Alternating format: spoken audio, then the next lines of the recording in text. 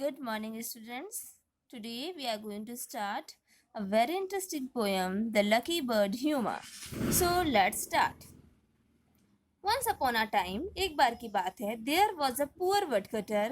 एक गरीब लकड़हारा था in a small village in Kashmir. Kashmir के एक छोटे से गांव में he used to earn a mere income by cutting wood in the nearby forest and selling them in a local market. वो बहुत ही कम इनकम उसको मिलती थी और इनकम करने का उसका साधन क्या था कि वो पास के ही जंगल में लकड़ियां काटने जाता था, उन लकड़ियों को लोकल मार्केट में बेचता था जिससे उसको बहुत ही कम इनकम मिला करती थी. It was really a hard struggle to support his large family consisting of himself, his wife and his 7 daughters. और ये बहुत बड़ा स्ट्रगल था उसके लिए क्योंकि उसको अपनी बहुत बड़ी फैमिली जिसमें वो खुद था, उसकी वाइफ थी और उसके 7 daughters 7 बेटियों को पालन पोषण उसको करना पड़ता था. He could never buy a bit of meat for his family, had no shoe on his feet and had only a rag of cover themselves in the winter. वो छोटा सा मीट का पीस भी अपनी फैमिली के लिए नहीं खरीद सकता था. उसके पैरों में शूज नहीं थे और उसके पास सिर्फ ठंडी के समय में अपने शरीर को ढकने के लिए एक टुकड़ा बस हुआ करता था. One day he went to cut tree as usual. एक दिन वो as usual जैसा वो रोज जाता था वैसे पेड़ काटने गया. He was not feeling well. वो अच्छा फील नहीं कर रहा था. So after some time he lay down under a tree to rest. इसलिए थोड़े समय के बाद वो एक पेड़ के नीचे आराम करने के लिए बैठ गया.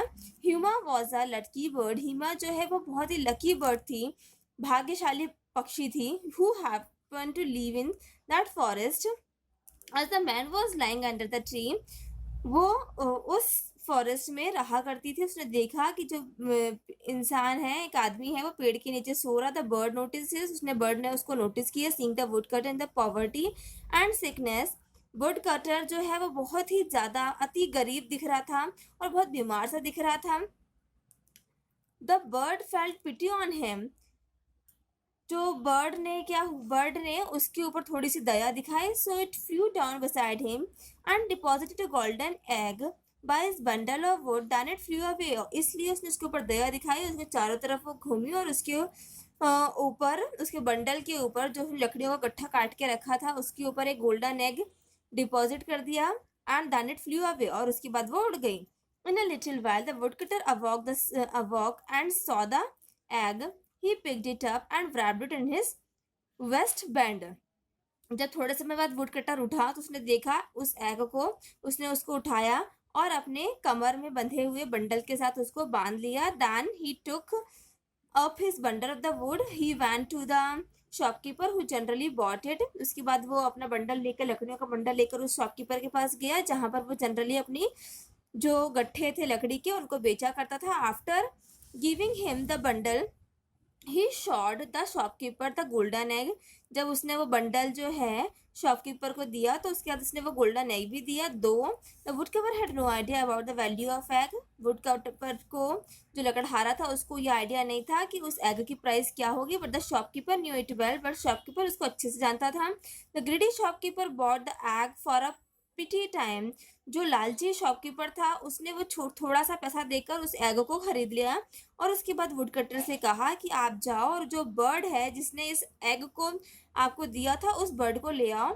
फिर उसने क्या कहा कि मैं आपसे प्रॉमिस करता हूँ अगर आप वो बर्ड मुझे दोगे तो मैं आपको उसके बदले में बहुत ही अच्छा रिवॉर्ड दूंगा, मतलब प्राइज दूंगा. The man promised and left for home. तो मैन ने उसको प्रॉमिस करा और उसके बाद वो अपने घर के लिए चला गया.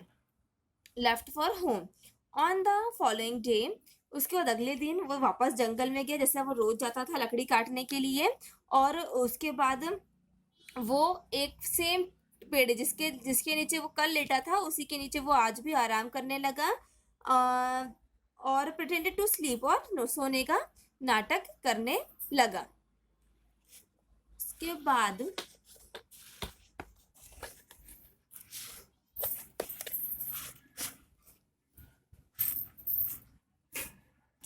The bird Huma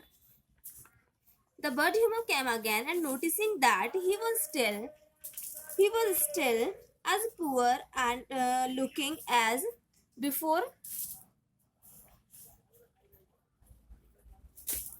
before thought that he might not have seen the egg.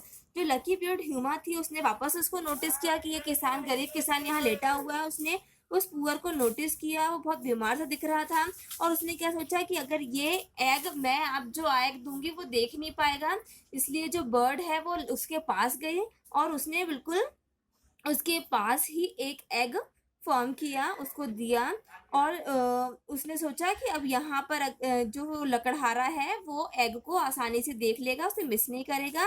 पर जो वुड कप्टर था वो सोया नहीं था, वो सोने का नाटक कर रहा था। जैसे ही बर्ड उठने लगी तो उसने क्या किया, बर्ड को पकड़ लिया और उसको शॉपकीपर के पास ले जाने लगा।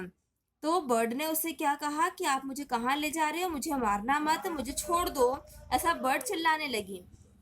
तो bird, you shall not fell of a reward, आप किसी इनाम के लिए असफल नहीं होंगे। मेरा एक फेदर मतलब मेरा एक पंख तोड़ो, उसको आग के पास ले जाओ। You shall at once arrive at my country, तो आप मेरी कंट्री में पहुंच जाओगे। कोई काफ where my parents will reward you, जहाँ पर मेरे जो पेरेंट्स हैं वो आपको रिवॉर्ड देंगे। And you shall at at once arrive at my country, necklace of pearls and the price of which no king on earth could give, तुमको मेरे पेरेंट्स वो रिवार्ड देंगे, मतलब एक पर्ल का नेकलेस देंगे और ऐसा नेकलेस देंगे जो कि तुमको इस अर्थ का कोई किंग भी नहीं दे सकता। पर्ल मतलब कहते मोतियों का हार देंगे जिसको तुम्हारा इस अर्थ का भी कोई भी व्यक्ति, तुमको राजा भी तुमको नहीं दे पाएगा। But the poor ignorant wood cutter would not listen to the bird pleading, पर उसने बर्ड की जो दया भावना थी, उसका जो सिफारिश थी, उसको नहीं सुनी। उसके माइंड में सिर्फ इतना ही भरा था कि उसको शॉपकीपर रिवॉर्ड देगा, तो इसलिए वो बर्ड को लेकर तेजी से भागने लगा। उसने अपने कमर में उसको फंसाया और तेजी से भागा था शॉपकीपर के पास। लेकिन रास्ते में ही जो बर्ड थी वो सफोकेशन से मर गई। तो वुडकटर ने ये सोचा कि अब क्या करें, शॉपकीपर उसको मरी हुई बर्ड का रिवार्ड तो नहीं देगा। तो उसने क्या सोचा, चलो कोई बात नहीं, उसने उसका एक पंख तोड़ा बर्ड का और उसको आग के पास ले गया। तो जैसे ही वो उसके आग के पास ले गया वैसे ही जो वुड कटर था वो बर्ड की कंट्री में पहुंच गया। Perhaps the bird being dead will not make any difference, उस मतलब बर्ड खत्म भी हो चुकी थी, मर भी चुकी थी, लेकिन आग के पास ले जाने से कोई फर्क नहीं पड़ा। वो मरी हुई बर्ड को लेकर ही उसकी कंट्री में पहुंच गया और उसके बाद इन नो टाइम ही found himself on the Kohe Qaf, उसकी कंट्री में वो वहां पे पहुंच गया। 2 सेकंड लगे थे बस, वहां पर वो उसके पेरेंट्स से मिला और उसको सारी बातें बताई। तो जो पेरेंट्स थे बर्ड के और जो दूसरी बर्ड्स थी जो उसकी रिलेटिव थी, वो डेड बॉडी को देखकर रोने लगे। डेड बॉडी को देखकर वो लोग रोने लगे। Attracted the morning a strange bird, अब उनके दुख को देखकर, उनकी पीड़ा को देखकर एक छोटी सी बर्ड और वहां पर आ गई। एंड और उसने सारी जानकारी ली कि क्या हुआ है, आप लोग इतने उदास क्यों हो। तो bird carried a piece of grass, वो जो दूसरी बर्ड आई थी उसके माउथ पर एक ग्रास का टुकड़ा था, जिससे वो जो डेड बॉडी है उसको वापस से जिंदा कर सकती थी। तो उस बर्ड ने पूछा कि आप लोग रो क्यों रहे हैं।